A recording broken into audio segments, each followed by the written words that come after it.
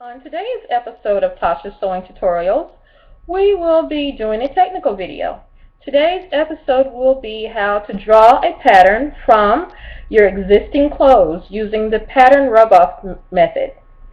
There are two ways to do the pattern rub-off method, and usually you would be used to hearing me say there's the way that everyone else does it, and then there's the correct way of doing it. However, in the case of rub-off pattern making method, for making your pattern from existing clothes, I kind of actually prefer the method the way everyone else does it as opposed to the correct way of doing it. So today I will show you how to do both, and you can decide for yourself. Let's get started. Okay, first let's talk about some of the things that we're going to need to do this method. First, you're going to need some cardboard to protect your work surface. So you don't want to get your table all messed up, so you're going to use this cardboard. I have 2 layers of old box that I had some shipping come in, and I just recycled it for this project. You're also going to need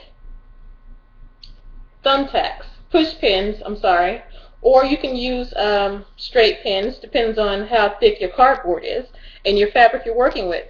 You're also going to need some paper, a pencil, and some tape if your paper isn't big enough to cover your garment you're going to cover. Okay, and the next step will be for me to show you the actual method. We're going to do method 1, the correct method first, and then we'll do the method 2, which is the method that most people use. Okay, the very first method I'm going to show you is the correct way of doing this, which is method 1. We're going to call it method 1. What you're going to do is you lay your cardboard down to protect your surface, and then you put your garment on top, and you take push pins or straight pins, whichever one you need to use. Actually, you want to use straight pins, not push pins.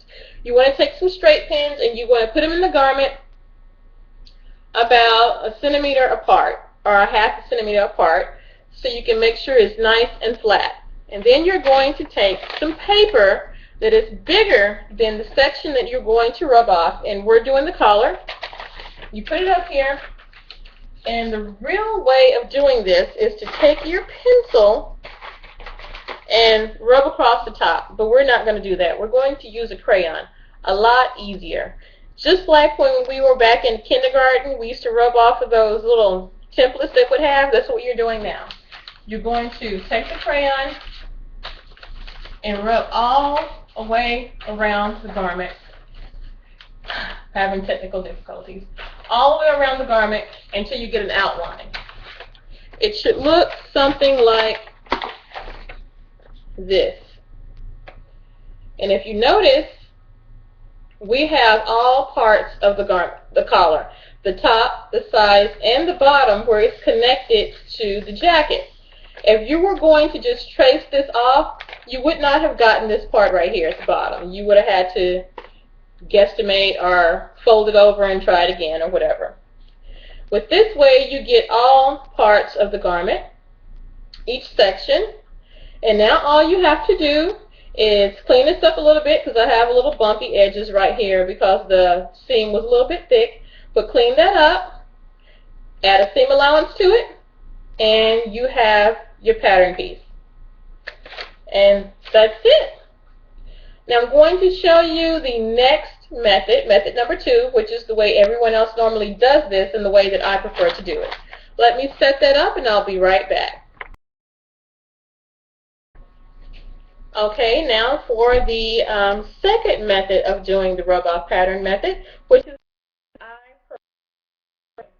what you're going to do is make sure you have some paper that is big enough for your garment, actually bigger than the garment that you're going to be doing the rub-off pattern making method for, and you're going to put it on top of the cardboard. You put the garment on top of the paper, and then you take either your straight pins or your push pins, depending on how thick your fabric is. I'm using denim, so I'm going to use push pins. And you put them in all the way around the seams. That's what these little white dots are. These are the push pins that I put in. Now on this jacket and a lot of jackets, this front panel is made of actually 3 pieces. The bottom, the top, lapel. If you had just traced around, you would not have gotten this separate piece for the lapel. You would not have gotten this top panel. You would only have one big piece, which is not the way a jean jacket is properly made. Let me bring the camera up a little bit closer so maybe you can see better. And also, if you had traced around, you would not have gotten this next piece right here around the collar. You have not gotten that. And also, when I designed this jacket, I designed it where the yoke comes over to the front a little bit on the shoulder. It does not line up directly on top of the shoulder. It rolls over to the front a little bit. If you had traced around this jacket, you would have had to trace the yoke right on top of the shoulder, and when you made the jacket, it would not have fit correctly.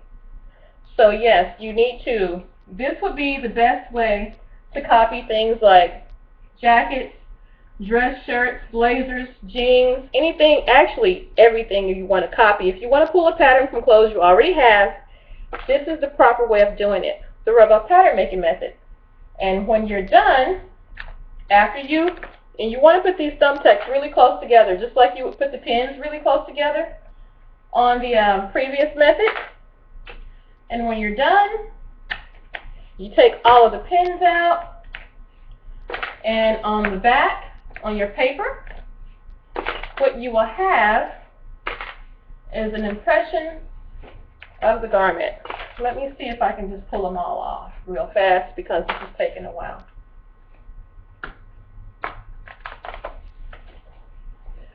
Okay. No, you can't see that on camera, so I'm going to pull the paper closer so you can see the impressions. What we have here is kind of like a, oh, you can't see it at all. What we have here are the dots, which are the impressions that the pins pierced into the paper. And the next thing you're going to do is you can take your trusty pencil and just connect the dots. It's just that simple, guys. And my dots connecting is messy because I'm trying to do it. Hold it with one hand. So when you do this, you're going to do it the right way. And it'll be laying flat on the table. Now, you can see where I connected the dots, and now I have a pattern. I have my top piece, and I have my bottom piece. And then when I do it again, I will also have my lapel, and you will have the 3 pieces for the front of the jacket. Now, another reason why I suggest that you use the rub-off method is because when you trace around a garment, you don't get the nuances of the armhole here. The armhole in the front is shaped differently than the armhole in the back.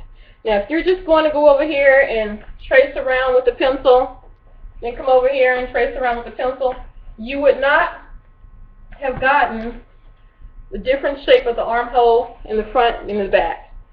And your armhole would not fit properly at all. So, yes, this is the best way to do this. Okay, let me go ahead and wrap things up. Let me get this together, get this cleaned all up, and I'll wrap things up with you. Okay, now I'm showing you guys both methods of how to do this rub-off pattern making to pull a pattern from your own clothes. This is the results of method number 1, partially cleaned up. And here are the results of method number 2. I outlined the top and the bottom. Now all I have to do is cut this part right here. Cut these two pieces apart, and I will add a seam allowance around those, and then I'll have a pattern for the jacket. Add a seam allowance to this, and I have a pattern for the collar. Now, also, I would like to tell you, go ahead, choose which one you would like to use, and this is the way you should do this. Do not trace around your clothes ever again. You will never, never, never, never get a proper fit in your armhole. You would never get a proper fit around the yoke of an item if you decide to do it this way. And if you're doing pants, you probably would not get a good fit, especially on jeans, how the back leg wraps around to the front a little bit, because the back is always bigger in a pair of jeans than it is in the back. If you're tracing around those jeans, you would not get that little nuance how it wraps around like that. So yeah, this is the best way to do that, to pull patterns from other clothes. And I would also like to say, with method number 1, there is an advantage. When you use method number 1, if you do it correctly on a table, you will see the impression of the seam allowance inside of the garment. So not only would you have the impression of the garment where you rub the crayon around, you would also have the impression of the seam allowance. So you wouldn't even have to just guesstimate how much seam allowance to add to it. You would know how much seam allowance the original designer added to it, because it would be darker around the seam allowance than it would be the rest of the outfit. Other than that, there is that advantage. So it's probably why that's the correct way of doing it. You don't have that advantage if you use the second method, even though I prefer that second method, which is the way that everyone else does it. The first method does have its advantages. Well, that's it. That's all for today. I hope you learned a lot from this tutorial. It was a technical video. And if you do, don't forget to click above me, over here, and and subscribe. Don't forget to click right here and I can never get it right, and like us, and leave some messages or comments in the comment section. And as usual, happy sewing.